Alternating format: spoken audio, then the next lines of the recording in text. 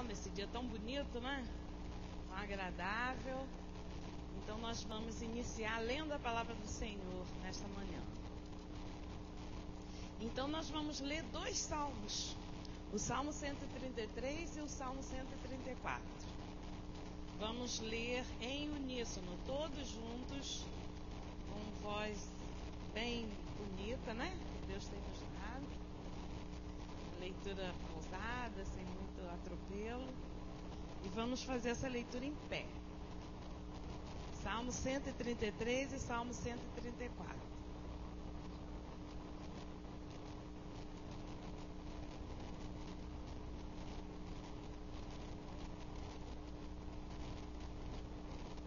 Alguém pode estar perto do visitante sem Bíblia?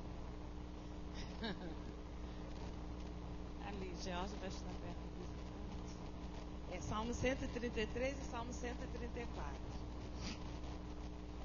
Vamos ler juntos os 2 salmos. O primeiro vai falar da excelência da união fraternal e o segundo vai convocar para o culto vespertino. Vamos então.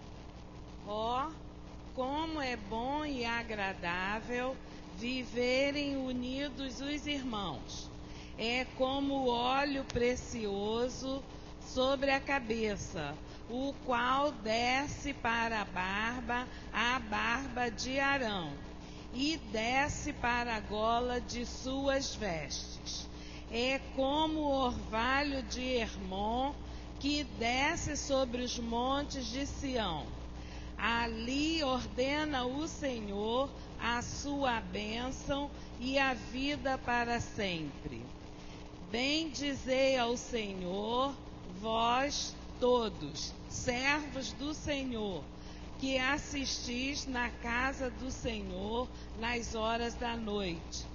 Erguei as mãos para o santuário e bendizei ao Senhor. De Sião te abençoe o Senhor, Criador do céu e da terra.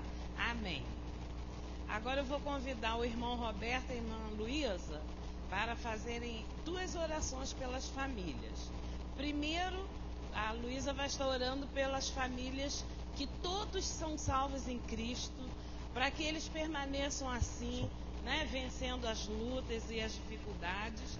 E o Roberto, eu vou pedir para que ele ore por aquelas famílias que estão com algum familiar que ainda não está diante da presença do Senhor, para que ele, através do testemunho de alguém, eles possam também conhecer a Cristo. Vamos orar. Senhor Deus e Pai que está nos céus, damos-te graças, Senhor, pelas bênçãos concedidas, pela tua provisão, pelo teu amor, pelo teu cuidado, pelas tuas misericórdias, Senhor, que duram para sempre, pela alegria que vai no nosso coração de estarmos na tua casa na manhã desse dia, com o intuito de tão somente render graças a ti, pelas bênçãos concedidas das tuas poderosas mãos. E queremos te agradecer de modo muito especial pela bênção da salvação em Cristo Jesus, pela nossa família, Senhor, pelos nossos entes queridos que um dia tiveram encontro contigo, como nós tivemos. E nós te agradecemos, Senhor, por esse alicerce que nos solidifica, que nos assegura. Nós te agradecemos, Senhor, pela fé que temos em ti, pela fé que tu colocaste no nosso coração. E como diz a tua palavra, essa é a vitória que vence o mundo, a nossa fé. Nós te agradecemos, Senhor, porque ela nos sustenta, ela nos fortalece, ela nos abençoa e ela nos mantém, Senhor, firmes contigo, porque tu és a verdadeira razão da nossa vida. Muito obrigado por tudo, meu Senhor, em nome de Jesus. Amém. Graças te damos, ó Pai, por estarmos na tua presença, em sua casa neste domingo pela manhã. Muito obrigado por ter nos dado saúde, por ter dado vida para estarmos aqui. Obrigado a Deus. Nesse momento, venho te pedir em favor do meu filho Fabiano, que está afastado da tua presença, da tua casa, ó Deus.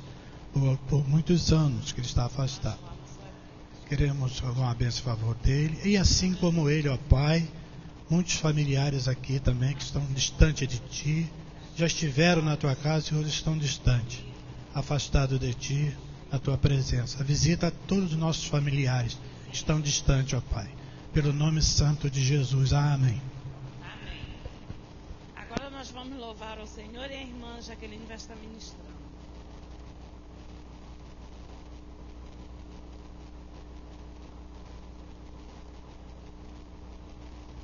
Pai do Senhor, irmãos. Amém? Nós vamos... Esse cântico é antigo, mas nós vamos estar cantando aqui na igreja pela primeira vez.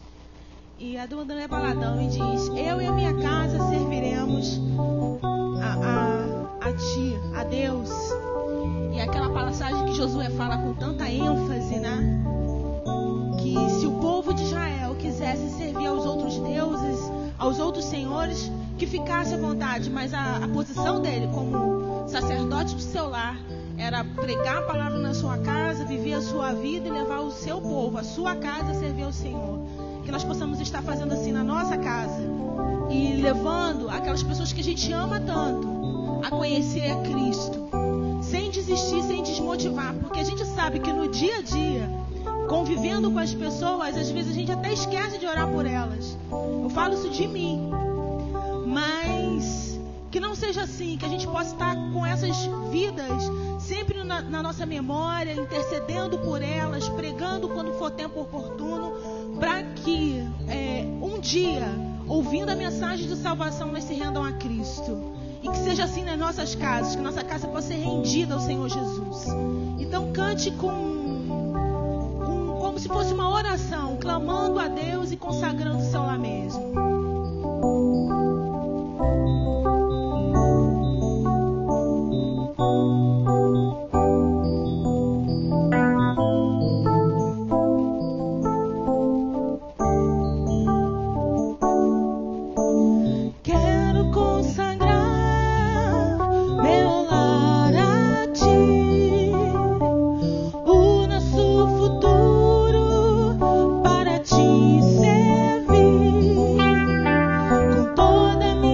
For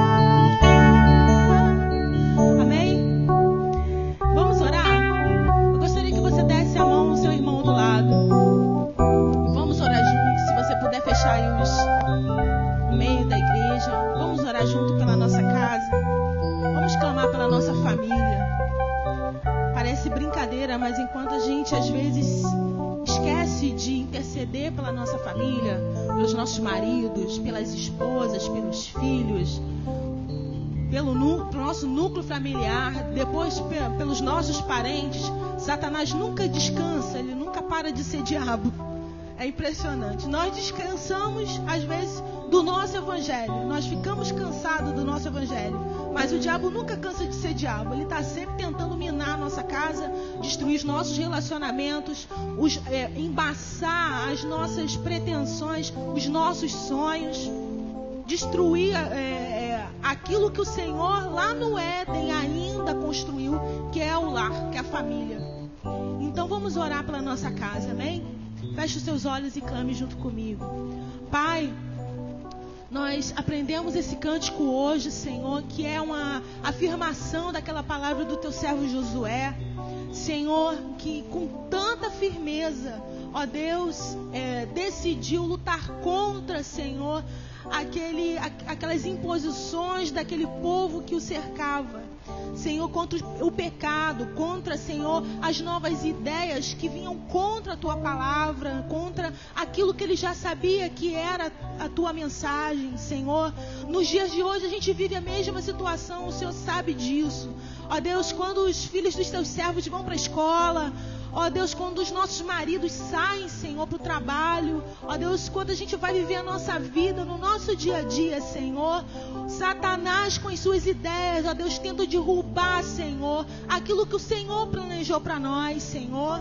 Tenta destruir, Senhor, ó Deus, os nossos parentes, ó Deus, os nossos amigos, Senhor, aquelas pessoas que a gente ama tanto, Senhor, e que sonha vê-los na tua casa, Senhor. Satanás está lutando para levá-los para o inferno, Senhor.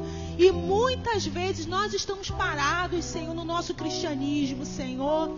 Eu te peço primeiro pela minha vida, Senhor, ó Deus, por nossas vidas, Senhor. Ó Deus, eu clamo, Senhor, a Ti, Senhor. Ó Deus, não queremos esconder, Senhor, o que temos feito de errado. Muito pelo contrário, Senhor.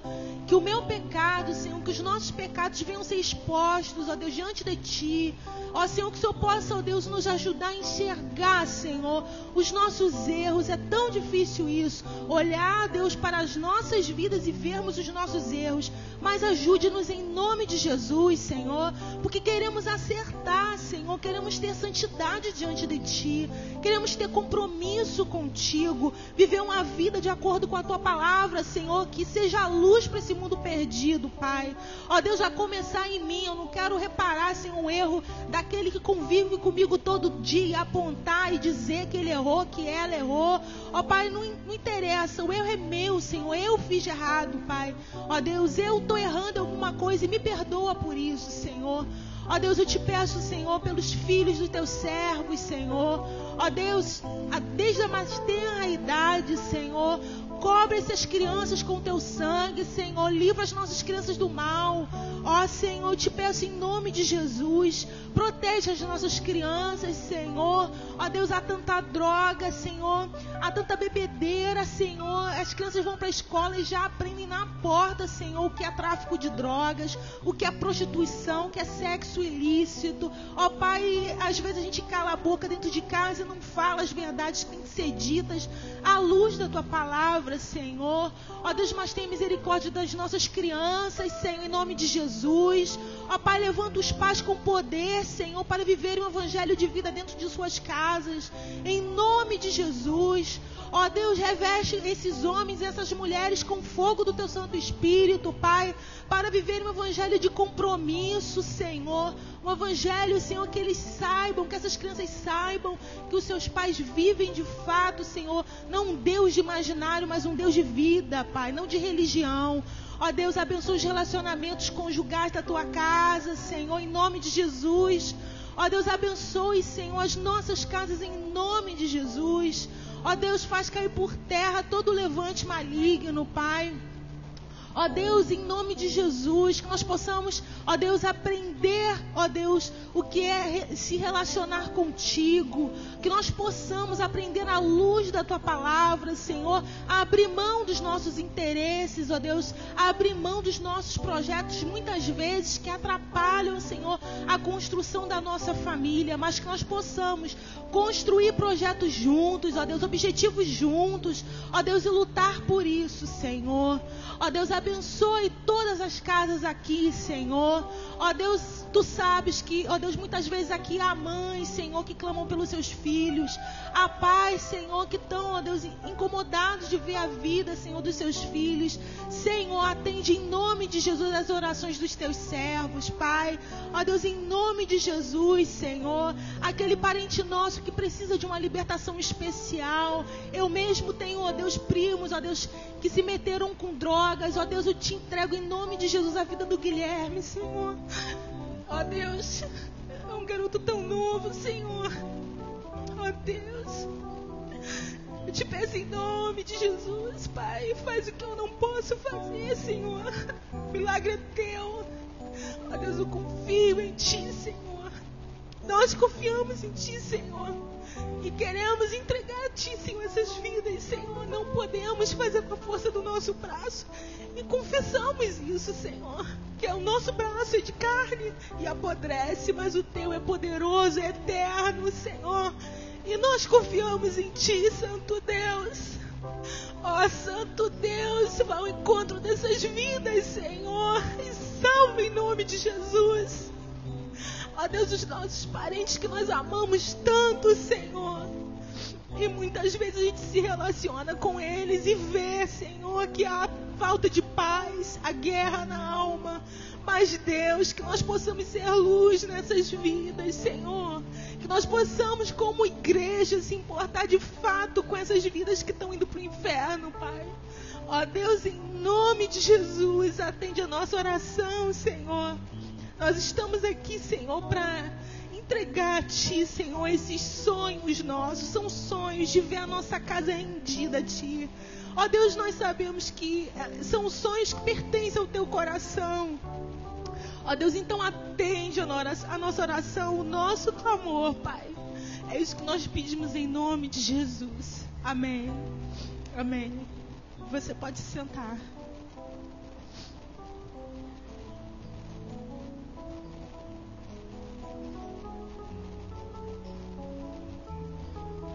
Nós vamos cantar o hino 563. Ele tem umas voltinhas, né? Não sei se Georgia está pronta para cantar o hino 563. Não? Janine, ajuda? Berto?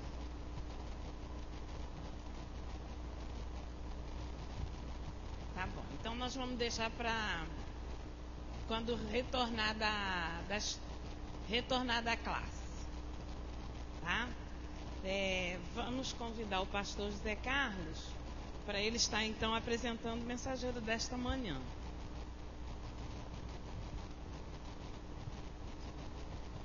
Bom dia, queridos, graça e paz, amém?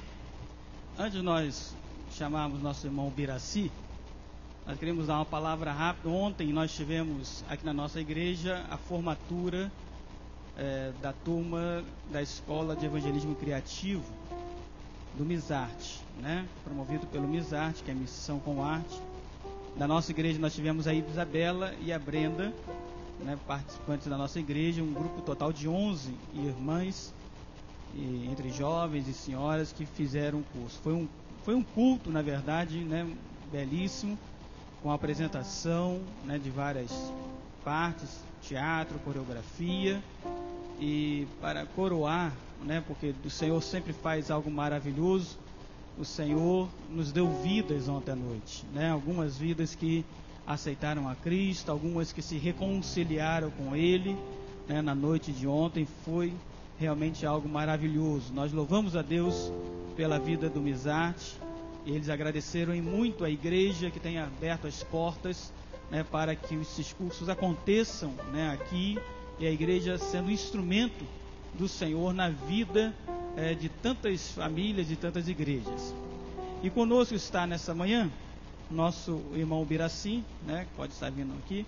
Nosso irmão Biraci é membro da Igreja Congregacional do Caramujo, pastor Assis, né, e nosso irmão Biraci está no campo missionário transcultural já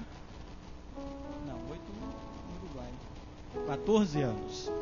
E o Biraci foi primeiramente para Bolívia, né, esteve ali em Santa Cruz, Porto Soares, né?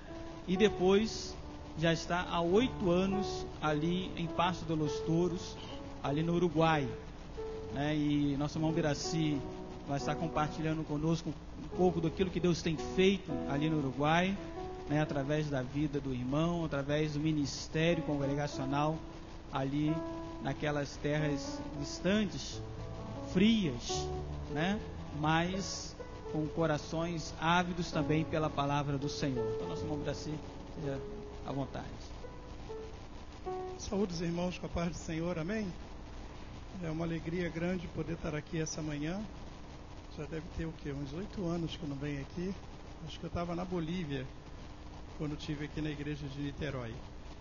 E nós trazemos a saudação ali da igreja de Passo de los Toros, da minha família. Lugar esse, como o pastor falou, que nós já estamos ali já há 8 anos. Fomos ali com o propósito de estar restaurando a obra congregacional em Passo de los Toros. Mais ou menos uma continuidade daquilo que foi o trabalho ali em Bolívia. Nós ficamos 4 anos em Bolívia e depois o Senhor nos enviou para o Uruguai. E já se passaram 8 anos, já está chegando a 8 anos agora em fevereiro, que nós pegamos aquele trabalho com muita dificuldade, muita luta, mas hoje nós podemos chegar aqui nas igrejas e mostrar que Deus tem atuado, Deus tem agido ali naquele lugar, ali naquela igreja, que hoje o Senhor já está levantando o seu obreiro, já está levantando o uruguaio, que vai estar ficando a cargo da obra futuramente. Deus tem agido e é maravilhoso porque quando a gente é enviado por Deus e a gente reconhece o momento exato e o que Deus está fazendo através da nossa vida e a hora em que nós devemos seguir com a missão que o Senhor nos chamou. Porque na verdade o Senhor não nos chamou para ficar somente ali, mas para estar dando continuidade à sua obra. E passado todos esses momentos vividos ali em Passo de los Toros, o pastor Zé Carlos esteve ali, conheceu a obra há alguns anos atrás. A Ana está com 5 anos, né? Quando a minha filha fez 15 anos, ele esteve ali junto com o pastor Assis e pôde conhecer o trabalho. E hoje o trabalho teve um impulso bem maior e a igreja tem crescido e a gente tem visto o evangelho ali naquela cidade sendo divulgado e vendo Deus agir através das almas e muito ainda para fazer, porque o Uruguai é um país que muito ainda necessita de ouvir acerca da palavra de Deus. O trabalho não terminou, a gente ainda tem 19 departamentos, 19 estados ainda para estar alcançando. E nós cremos verdadeiramente que o Senhor nos dará saúde e nos fortalecerá em relação a isso. Eu queria mostrar algumas fotos do trabalho ali. Essa daí foi uma reunião de pastores que nós tivemos ali com a presença do pastor Osvaldo. Pode passar. Esse é o culto de aniversário da igreja.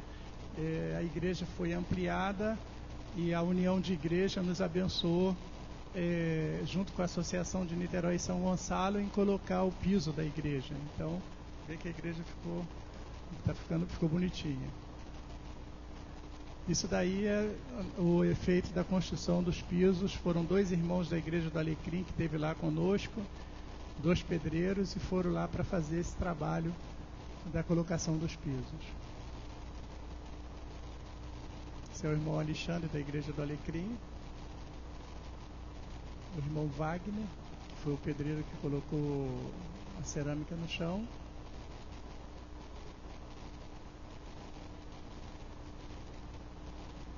E aí está a foto da minha família, do lado de cá é a Ana Gabriela e o Pedro, eu e a Marisa e o pastor Oswaldo na frente da igreja. Esse é um culto nosso ali, com a presença do pastor Oswaldo ainda.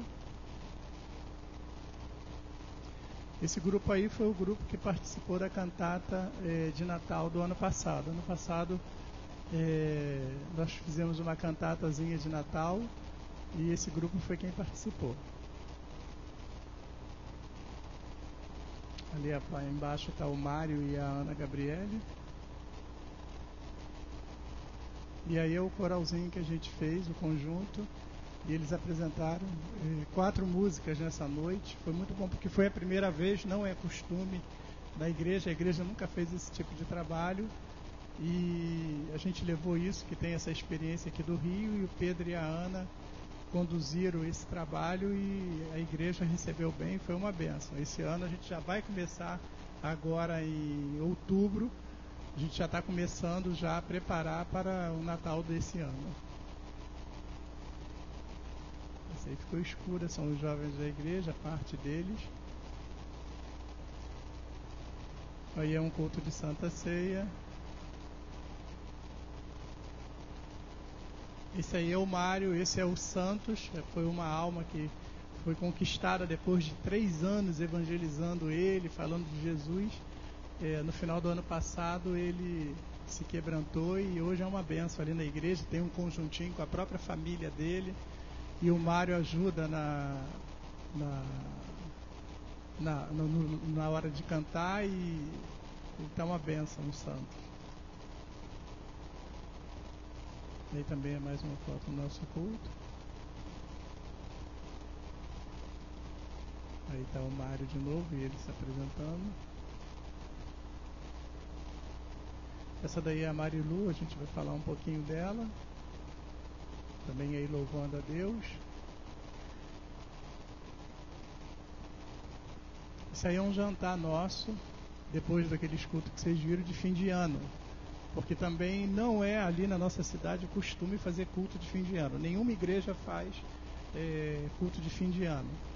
E quando a gente chegou ali, a gente tem esse costume, né? O brasileiro, ele tem que ir à igreja dia 31. Se você não for à igreja dia 31 e rompeu o ano não fica bom. E aí a gente colocou isso ali e os pastores falaram para mim, você vai ficar sozinho na igreja. Eu falei assim, eles não têm ideia do que a gente faz a nível de festa de fim de ano. E eu falei assim, não tem problema, se ninguém quiser vir, eu vou oferecer meu culto junto com a minha família ao meu Deus. E eu sei que os anos foram passando e esse ano a gente pode dizer que teve praticamente participação dos irmãos todos no culto. E a gente ainda tem um desejo de que esse culto ainda vai ser algo diferente, não só ali em Passo de los Toros, quando a gente estiver em Montevidéu, a mesma coisa. De no dia fazer um convite, botar carro na rua e convidar, vem assistir o culto. Vem estar cultuando a seu Deus no dia 31, venha estar entrando com Deus no dia 31 e fazer uma divulgação, já que ninguém faz. Porque a grande realidade é que a igreja está começando a vir, o pessoal está começando a trazer gente para participar desse culto, e a gente discutiu em relação a isso, que ele falou assim, é cultura. É cultura no dia 31 os cristãos passarem com a sua família. Aí eu perguntei, os espíritas, como é que é a cultura dele? No dia 31 eles estão lá oferecendo a oferenda dele, né? Lá para o Deus dele. Então não é cultura. A cultura quem vai colocar aqui nesse caso é nosso, porque a Bíblia diz que nós somos estrangeiros na terra. Então a gente tem que ter muito cuidado para entender o que é cultura, o que é costume, o que deve ser e o que não deve ser. A gente hoje tem uma cultura aqui no Brasil chamada carnaval e é conhecida no mundo inteiro. A igreja deveria ir lá então brincar carnaval, porque é cultura e a igreja não vai. Então a gente precisa mudar essa visão e mostrei para ele. A gente vai fazer e vamos ver. Se eles quiserem vir, eles vêm. Se eles não quiserem, eles não vêm. Mas glória a Deus que está ali, pode passar. E a gente faz aquele jantar que normalmente, não sei, aqui em Niterói, lá na minha igreja, a gente faz antes do culto uma ceia, no dia 31. Ali no caso, a gente juntou com os irmãos. No primeiro ano a gente assumiu a despesa toda. Esse ano que passou, já na hora de fazer a compra veio o Santos, o Miguel, o Mário, os irmãos, não, pastor, vamos fazer o seguinte, cada um dá uma parte. Aí compramos o cordeiro junto, eu já não paguei a conta sozinho, eles já dividiram a conta e começaram a entender.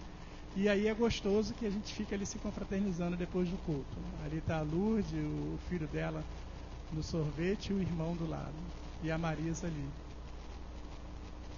Essa daí é parte da construção que a gente está fazendo, já terminou, que foi a colocação já do forro da igreja. Que a gente fez um rebaixamento de isopor, como eu sei soldar, então subi no andaime e junto a gente foi fazendo esse terminal aí da igreja. Daí está Pedro Henrique com Robert e Alex, que são da igreja. Pedro é meu filho. Aí está eu trepado ainda, consigo trepar no andaime para fazer algumas coisas.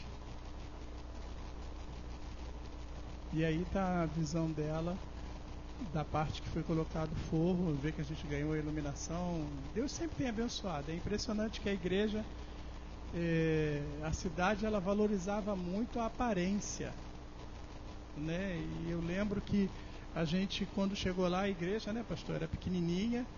Aí, dentro de uma conversa meio apimentada entre eu e o pastor Zé Carlos, e aí eu falei para o pastor Zé Carlos, o senhor vai lá, faz o levantamento e a gente vem aqui e executa. Aí toda vez que eu vejo a obra, eu vejo que o DEM, naquela época, quando o pastor Zé Carlos estava na direção, deu o primeiro impulso, e olha só a importância do DEM dar o primeiro impulso, porque aí depois as igrejas foram investindo, e a gente terminando o trabalho. Aí está o pastor Ialan e a missionária Mirtz, que esteve nos visitando esse ano. Também fizemos a campanha, conseguimos comprar as caixas de som da igreja, trocar o som dela. Aí está mais visto o pastor Ialan, o Mário e a Laura e a Marisa. E pastor Ialan pregando e eu traduzindo a mensagem. Aí o Mário também está pregando.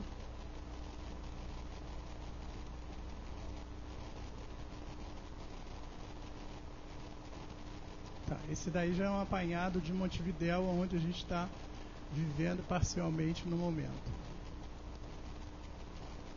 Essa daí é uma avenida próxima, uma quadra mais ou menos da nossa casa. É um bairro bem grande, uma parte do bairro.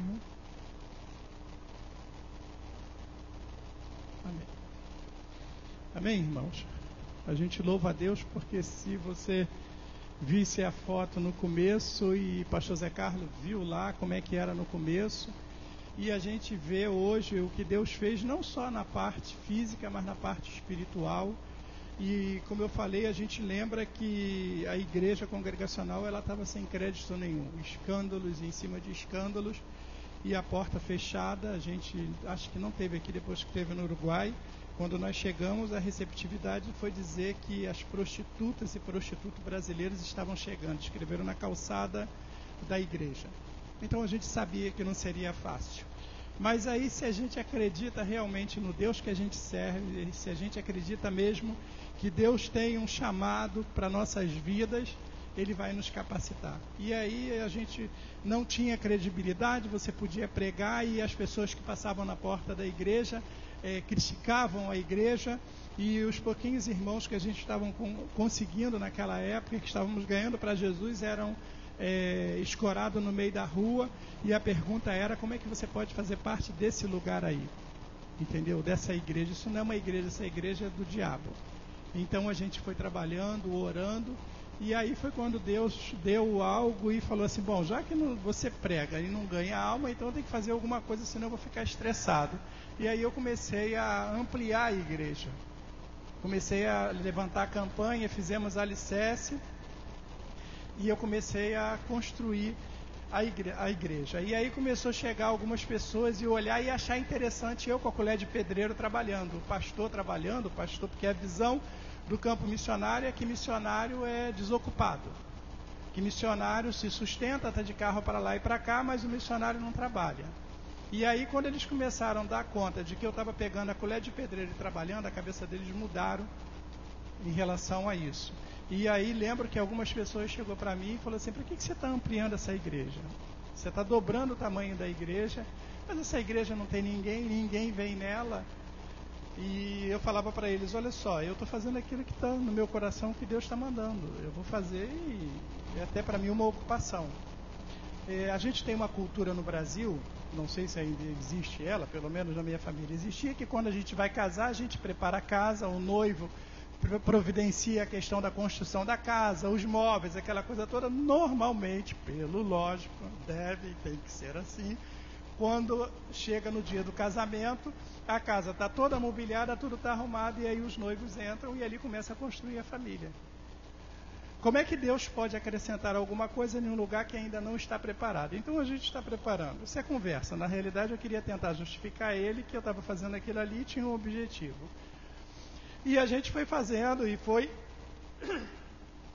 aprontando aquela coisa toda. E aí veio o casamento da Laura e do Mário. Mas interessante que antes, quando a gente pregava, era Marisa, Ana Gabriele, Pedro e Laura. Ana Gabriele vinha para o púlpito com Pedro Henrique, fazia o louvor e ficava eu, Marisa e Laura adorando a Deus. Depois eles desciam, eu subia e pregava para eles. Mas em muitos momentos, quando eu pregava, eu via a igreja cheia. Era uma sensação estranha, porque eu fechava os olhos pregando, e aí quando eu abria, a igreja estava vazia. Mas aqui dentro da minha mente, a igreja estava cheia. E aí, se eu creio, eu tenho que realmente pôr em prática aquilo que eu creio. Porque o nosso Deus é o Deus que atua sobre o impossível, é o Deus que faz as coisas acontecer. Nós somos apenas vasos, somos apenas pessoas usadas por Deus.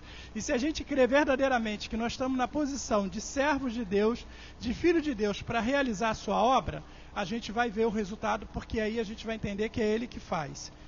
E aí o tempo foi passando, a coisa foi acontecendo, e a igreja congregacional, os pastores que nos tratavam com uma certa diferença e começaram a chegar, começaram a nós estarmos participando, as almas começaram a acontecer debaixo de muita luta, de muita dificuldade. O Uruguai é um país extremamente depressivo, tem gente que diz que é por causa da temperatura, outros justificam outro tipo de ação, e com isso se gera muito suicídio, se gera muito problema.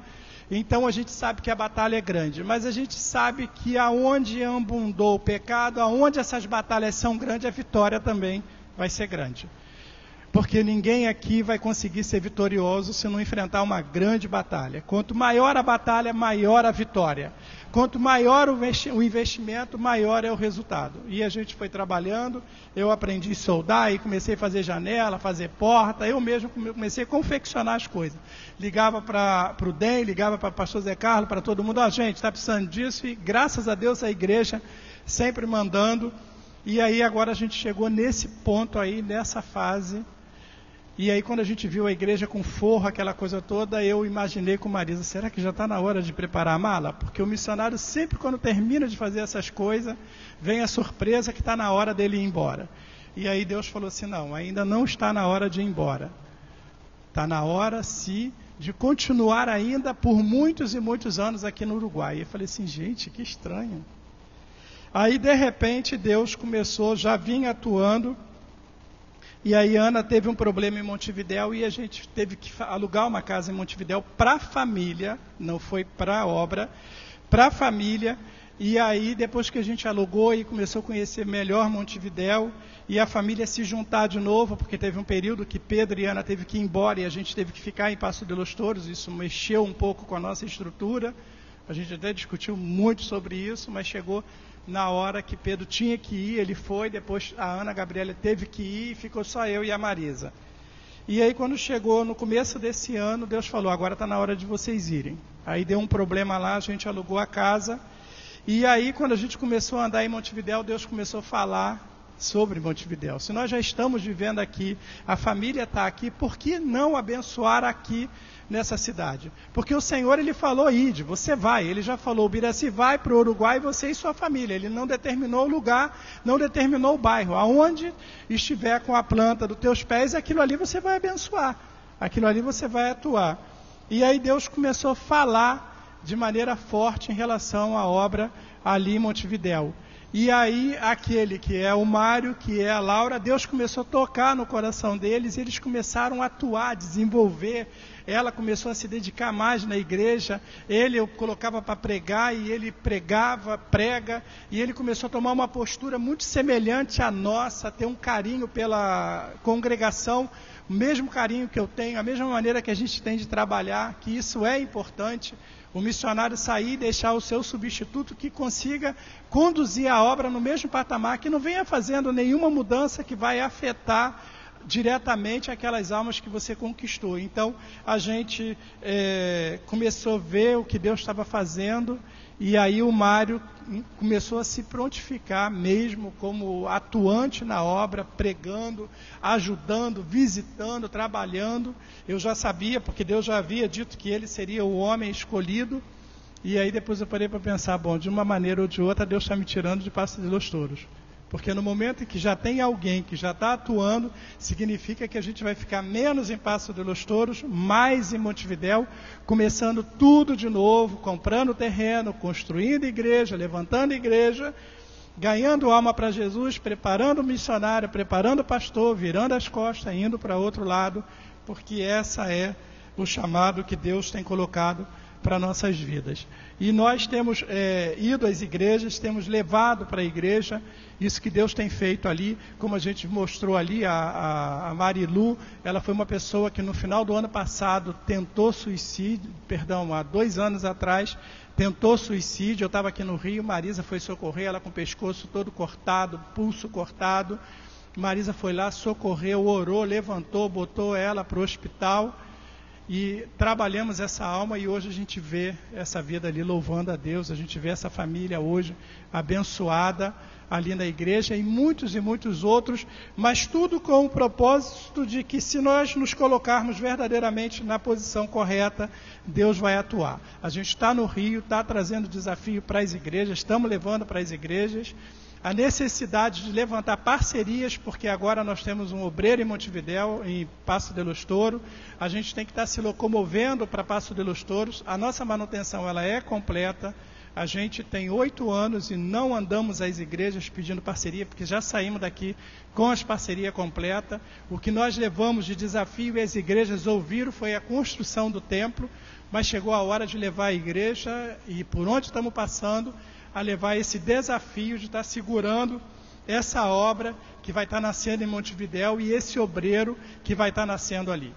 Nós buscamos ser o mais direto possível, porque essa é a realidade. A igreja investe, a igreja apoia, e a gente, como missionário, vai na frente e vai fazendo o trabalho.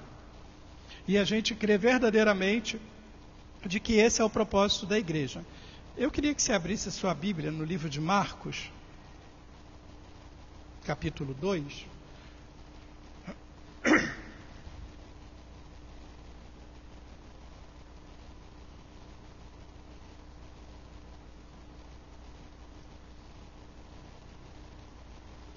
Marcos capítulo 2, versículo de 1 adiante, até o versículo 5. Amém? Diz assim: Dia depois, entrou Jesus de novo em Cafarnaum, e logo correu que ele estava em casa. Muitos afluíram para ali, tantos que nem mesmo junto à porta eles achavam lugar, e anunciava-lhes a palavra. Alguns foram ter com ele, conduzindo um paralítico, levado por 4 homens, e não podendo aproximar-se dele, por causa da multidão, descobriram um eirado no ponto correspondente ao em que ele estava, e fazendo uma abertura, baixaram o leito em que jazia o doente. Vendo-lhes a fé, Jesus disse ao paralítico: Filho, os teus pecados estão perdoados. Amém? Glória a Deus. Eu, quando leio esse texto, você aí sentado, a primeira imagem que você tem é de que aquele paralítico, a fé daquele paralítico fez ele andar. Mas eu não vou falar e não quero falar do paralítico. Deus tem me incomodado muito, e espero que Ele te incomode muito, e você sabe que essa é a realidade da palavra. Os 4 homens. Aquele paralítico, ele conseguiu chegar ali, porque 4 indivíduos acreditavam que se levasse ali, ele ia ser salvo. Tanto que quando chega no versículo 4, Jesus diz o quê?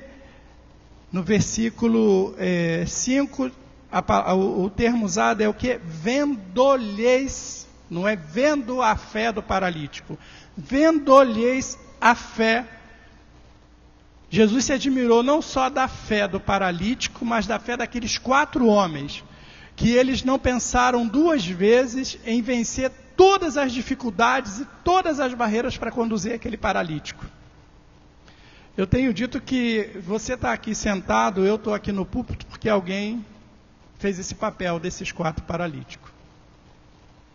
Ali fora está cheio de paralíticos e cegos. E não são paralíticos e cegos na íntegra, não. São paralíticos que enxergam e cegos que veem.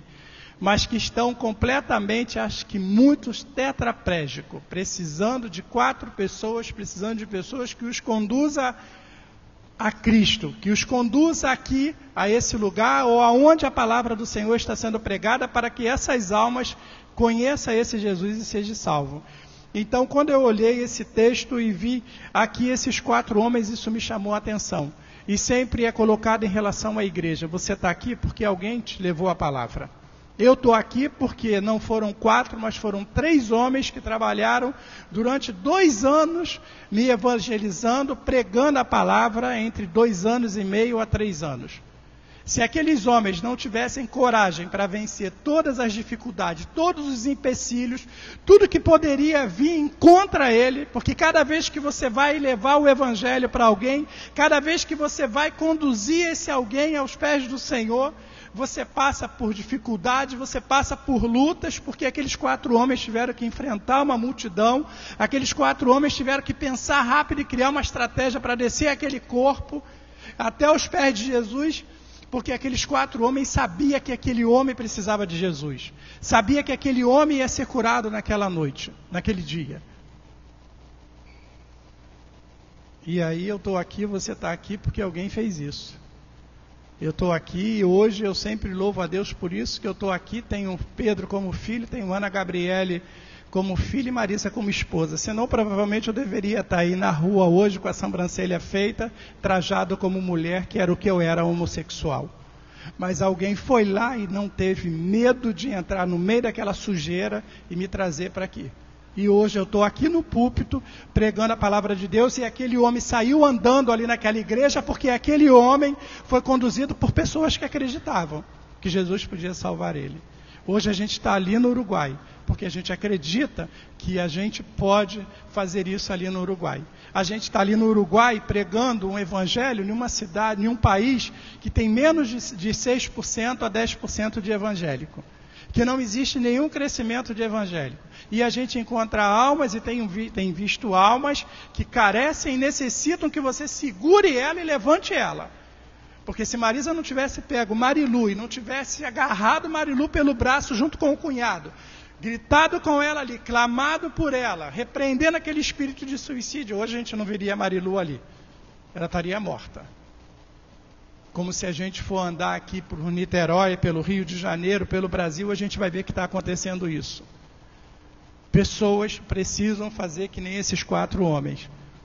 E a gente está ali no Uruguai porque a gente acredita nisso. E a gente tem vivido em empecilho.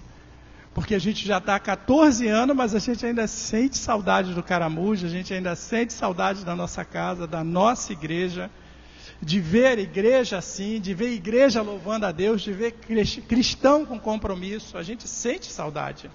Meu Deus, como a gente sente saudade.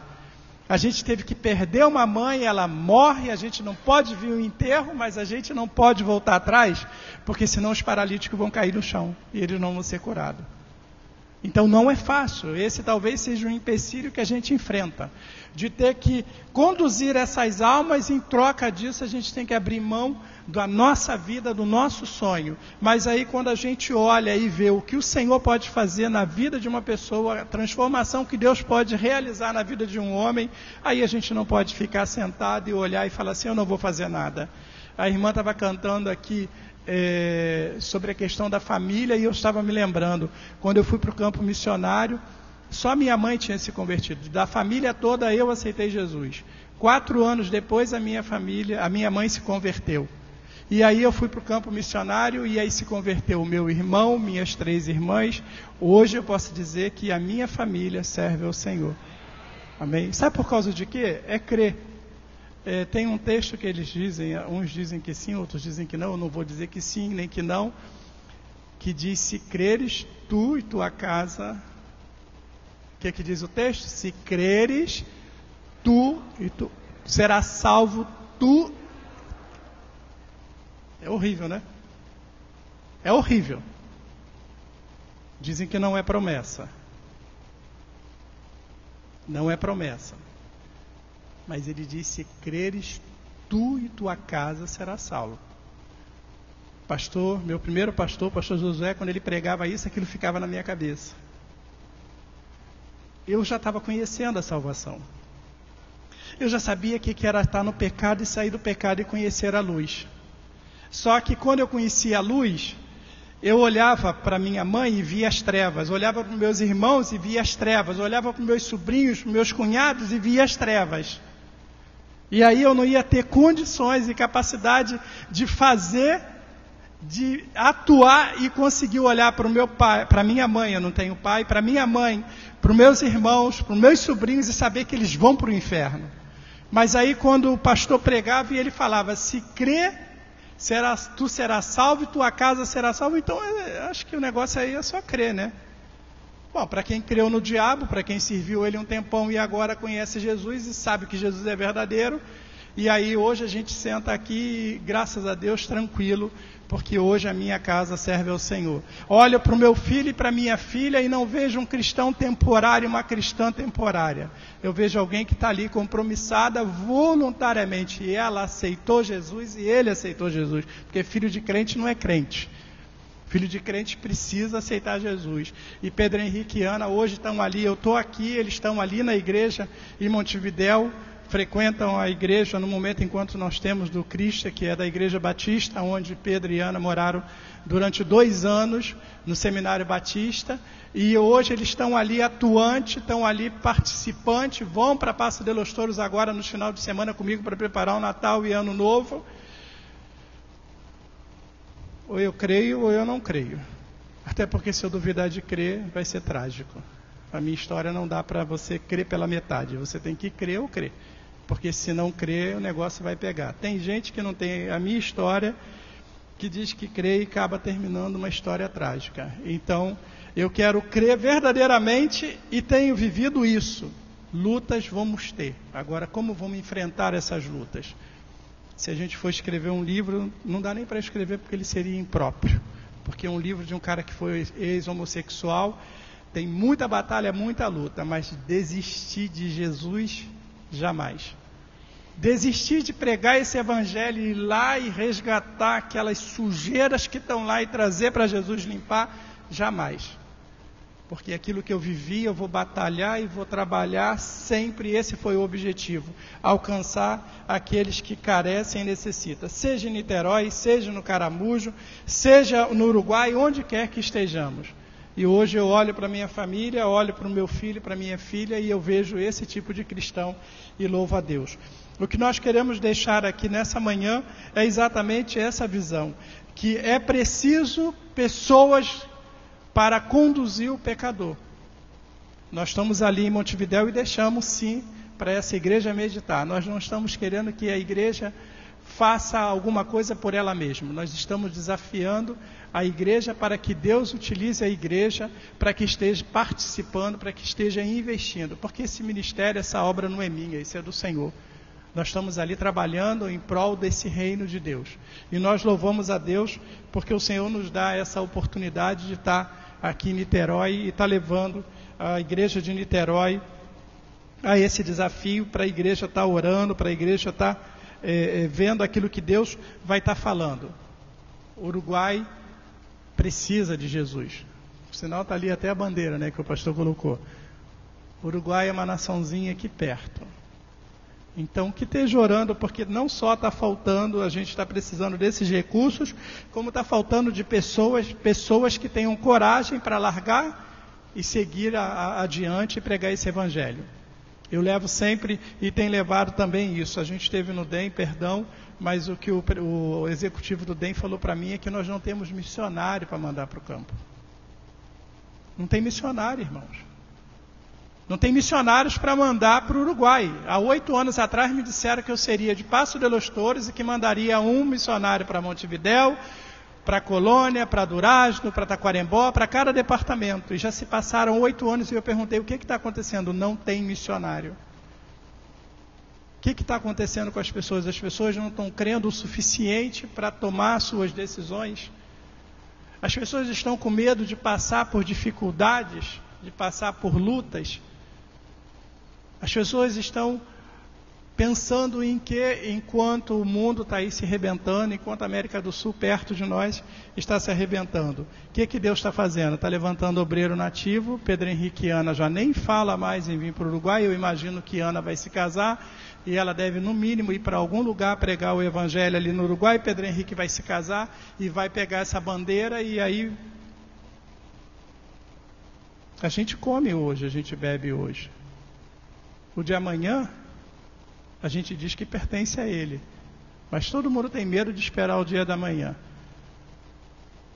Todo mundo tem medo. E eu posso te dizer como missionário.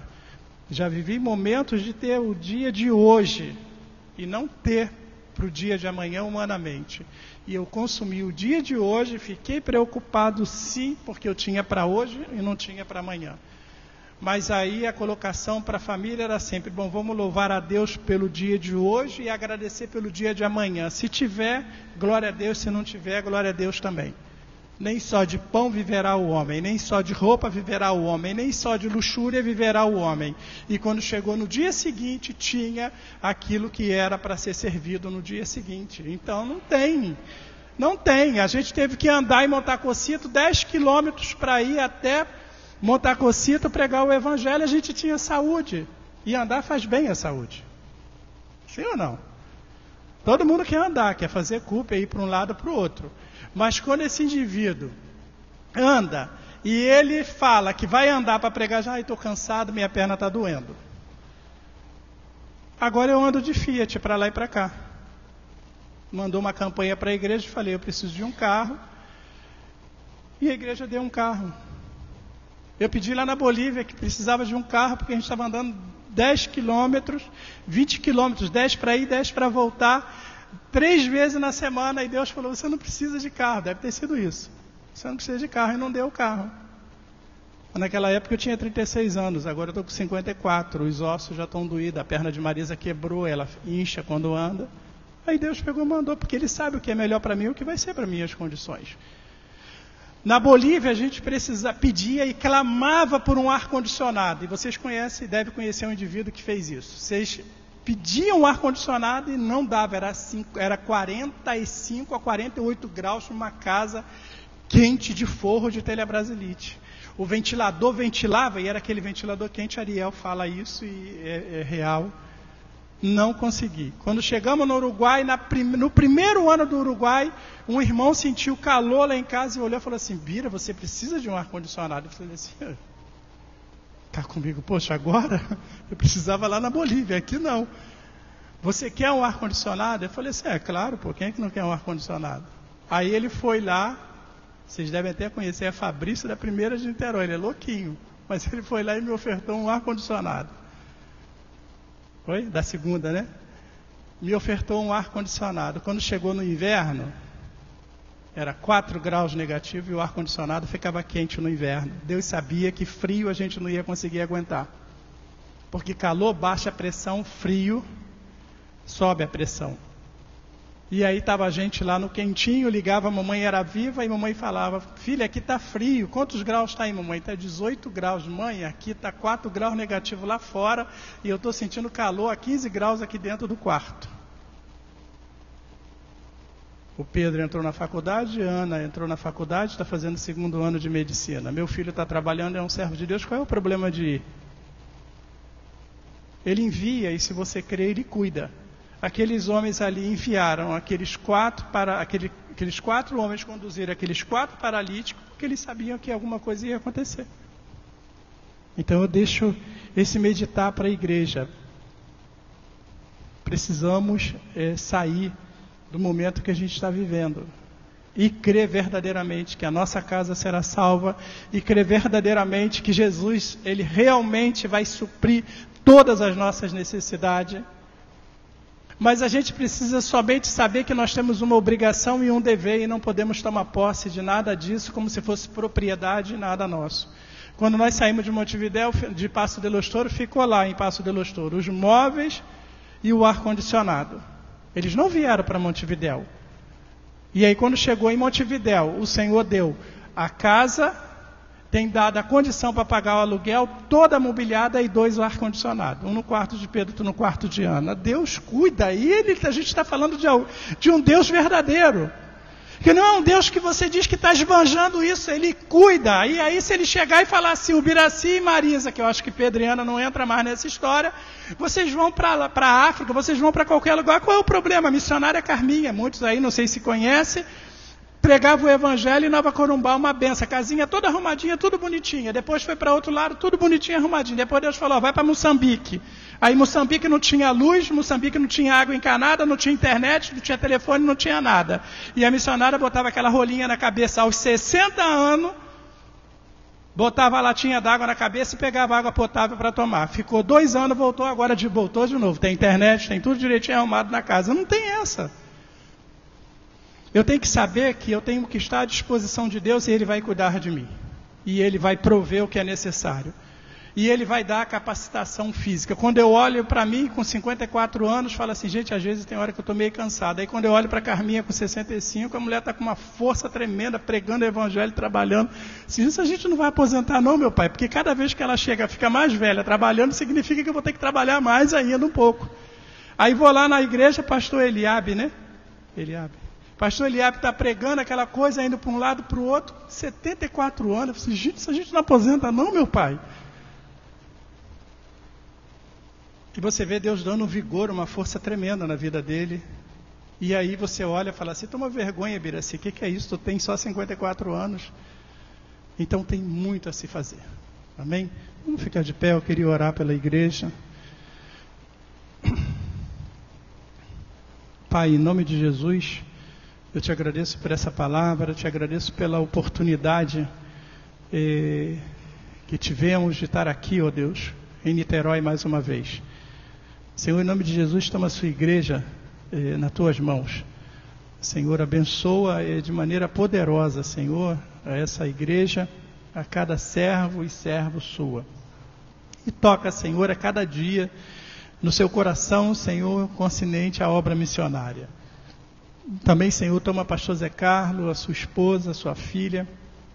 Ó Deus, esse ministério que recém começa aqui nessa igreja.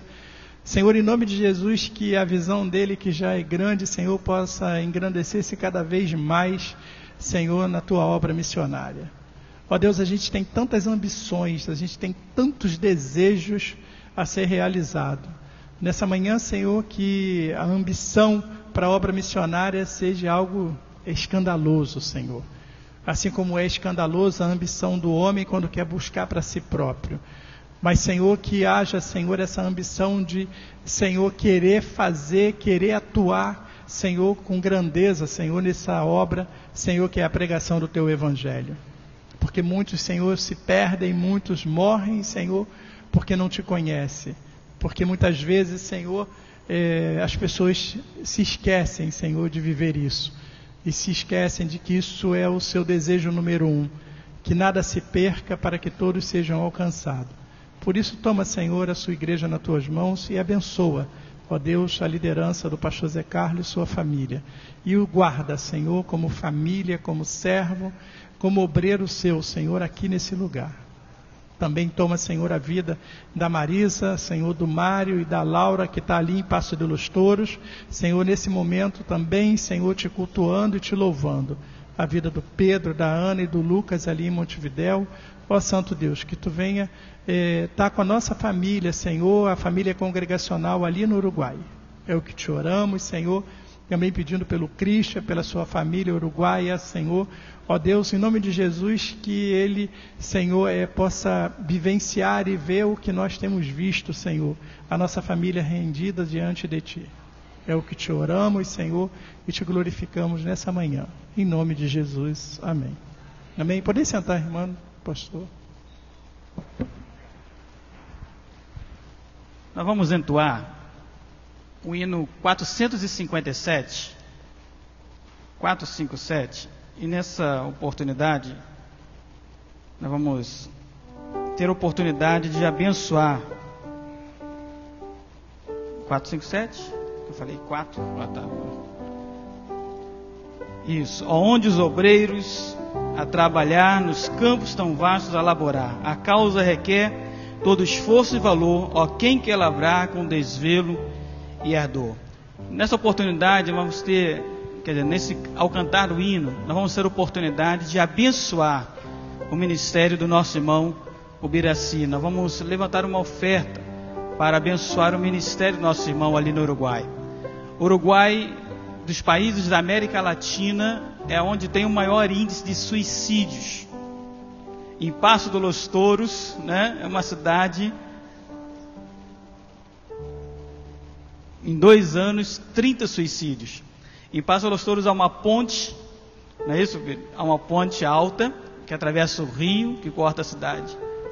E volta e meia, né, sempre tem alguém ali que enche a sua mochila com pedras, se amarra e se joga se suicidando. Às vezes, assuntos banais. Porque rompeu o namoro, porque não conseguiu um emprego, por causa disso. Mas, na verdade, nós sabemos que é o esvaziamento espiritual, a falta de Cristo na vida. Né? E isso tudo leva a pessoa ao desespero. Então, vamos ficar de pé, irmão? Nós vamos louvar 457. E ao cantar esse hino, você, né, que quer abençoar, você vai poder trazer aqui no Gasofilar, se ofertar. Nós vamos fazer essa oferta, né, para abençoar, para estarmos assim abençoando o ministério do nosso irmão Ubiraci nessa hora. Ok? Vamos então entoar esse cântico.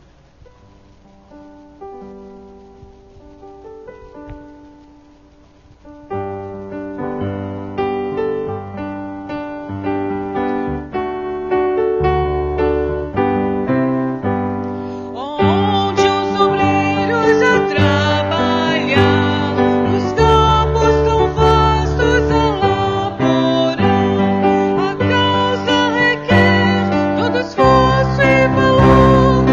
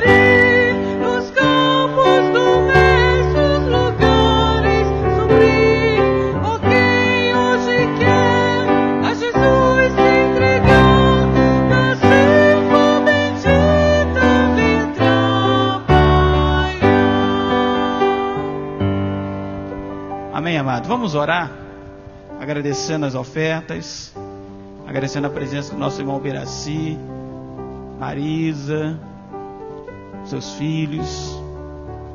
E o Biraci, como ele testemunhou aqui, é uma prova viva de quando nós cuidamos das coisas do Senhor, o Senhor cuida da nossa casa. Claro que o Biraci tinha preocupações com a sua família quando ele estava no campo missionário. Claro que ele orava, que ele intercedia pela sua família. E Deus fazia a parte dele, enquanto Biraci cumpria o ID do Senhor Jesus Cristo. Vamos orar? Senhor, muito obrigado, Deus. Obrigado ao Pai, porque o Senhor, que tem levantado homens e mulheres para fazer e cumprir o ID de Jesus. Nós te agradecemos, ó Deus, porque o Senhor tem se lembrado do Uruguai.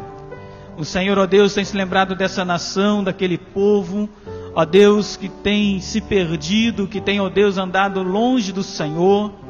E nós clamamos e temos orado, ó Deus, pelas nações. Nós te agradecemos, ó Deus, porque o Senhor levantou o teu servo Biraci, Marisa, e colocou-os, ó Deus, ali naquela cidade de Passo dos Touros, e agora, ó Deus, numa nova visão em Montevidéu, na capital daquela nação. Cremos, ó Deus, que o Senhor tem levantado homens que vão substituí-lo, ó Deus, ali, ó Deus, em Passo dos Touros, mas também cremos que o Senhor já tem aberto portas ali em Montevidéu para a pregação da tua palavra, para que vidas sejam alcançadas, tiradas do lamaçal do pecado, tiradas ó Deus, da cegueira espiritual, e que eles possam enxergar Jesus, autor e consumador da nossa fé. Ó Deus, pedimos a tua bênção sobre a vida do teu servo. Pedimos a Deus que o Senhor continue a dar saúde, intrepidez, ousadia, em nome do Senhor Jesus Cristo. Abençoa os seus filhos, ó Pai, e coloque sobre eles as tuas poderosas mãos. Ó Deus, pedimos também pelas ofertas que foram nesse momento levantadas, para abençoarmos, ó Deus, o campo do Uruguai. Ó Deus, os recursos já estão nesse lugar, já estão aqui no gasofilaço, mas nós pedimos, ó Pai, multiplica esses recursos. Multiplica, ó Deus, para que seja bênção na vida do teu servo. Ó Deus, na administração daquele campo. Multiplica, ó Deus, também na vida dos servos do Senhor que ofertaram nessa manhã. Ó Deus, e que haja sempre abundância nas nossas vidas, para que nós possamos sempre ser generosos com a obra do Senhor, investidores no teu reino. Ó Deus, porque cremos que ao fazer isso, o Senhor também investe nas nossas vidas. Ó Deus, toma as nossas famílias nas tuas mãos, nos guarda, nos abençoe, e que tudo, ó Deus, quando nós fizermos, seja feito para a glória do teu nome. E é no nome de Jesus que nós choramos. Amém e amém. Podem sentar, irmãos. Nossa irmã Zenilda vai estar procedendo agora a divisão das classes. Nós queremos dar um aviso. Hoje, os irmãos que domingo passado pegaram, né, ali o seu chaveirinho, que o nosso irmão chinês, pastor Deni, né, presenteou os irmãos lembram, né? Não esqueceram não. Semana passada, quem veio, pegou aquele chaveirinho colorido. Tragam hoje à noite, que hoje à noite eu vou explicar rapidamente, no início do culto, vou explicar como que você usa, né, que é o livro sem palavras. Na verdade, não o livro, né, são as cores. Então nós vamos explicar rapidamente como que você vai evangelizar através daquele chaveirinho, tá bom, irmãos? Então você traga. E também, né, se você puder trazer familiares hoje à noite, traga, venha. Nós temos falado sobre família, orado sobre família, e a ministração hoje à noite é especificamente com relação à família.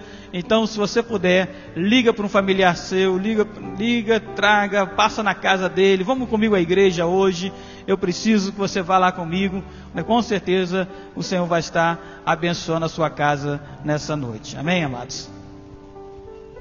Nós vamos então estar dividindo o nosso grupo em classe.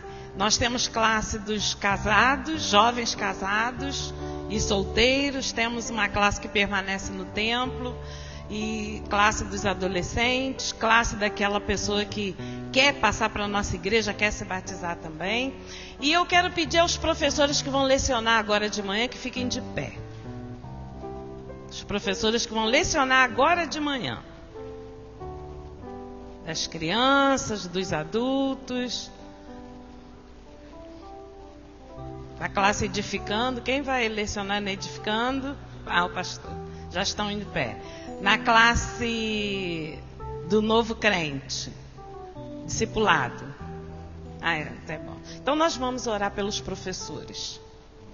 Te agradecemos, ó Deus, pelo tanto que já ouvimos da Tua palavra, pelos desafios que são colocados no nosso coração, porque a Tua palavra vem nos incomodar, ó Deus, a fim de que possamos nos juntar, ó Deus, como aqueles 4, ó Deus, com tamanha fé, que salvou aquele paralítico, ó Deus, pela unção do Teu Espírito Santo, pela presença de Jesus naquela vida. Nós queremos então também colocar agora esses professores, ó Deus, que eles tenham estudado a lição o suficiente para alcançar os corações dos alunos. Ó Deus, que somente a Tua palavra seja mencionada em sala de aula, que eles possam estar instruídos pelo Teu Espírito, para que assim, ó Deus, a palavra venha a desafiar o coração do aluno, a fim de que ele desenvolva uma fé prática em suas vidas. Ó Deus, abençoe esse momento de estudo, que sejamos atentos, ó Deus, que sejamos reverentes a fim de aprender mais de Ti. Mas, ó Deus, afasta a luta das vidas desses professores, para que eles não venham a desistir, ó Deus, desse ministério. Te oramos assim em nome de Jesus. Amém. Não esqueçam de contar as Bíblias e as revistas. E gostaria que conduzisse então os visitantes também para a classe. Vamos para a nossa classe.